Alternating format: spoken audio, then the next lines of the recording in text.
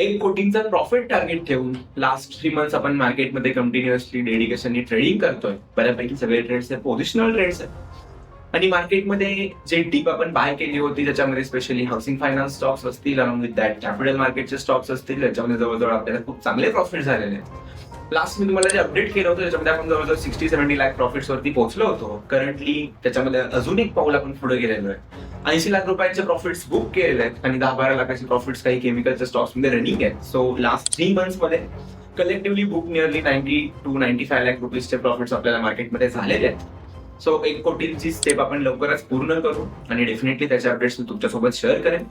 आता मी market already वाढलेले आहे, मार्केटमध्ये ऑलरेडी रॅलीज झालेल्या आहेत, ग्लोबल मार्केट सुद्धा ऑल टाइम हायला आहे. सो आता मार्केटला वाढण्यासाठी नवीन ट्रिगर पॉईंट्सची गरज आहे असं मला तरी वाटतं. सो तुम्ही बऱ्यापैकी पोझिशन्स कमी केलेल्या आहेत, लाईट पोझिशन्स घेत आहे, थोडंसं मार्केटमधून बाहेर बसणं मी प्रेफर करतोय.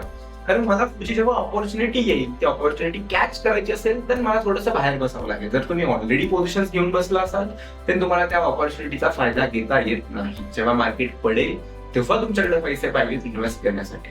सो लेट सी, आता जर मार्केटमध्ये थोडीफार जरी डीप मिळाली तर डेफिनेटली त्या डीपमध्ये मी परत एकदा चांगल्या सेक्टर्समध्ये स्टॉक्समध्ये एंट्री करेन.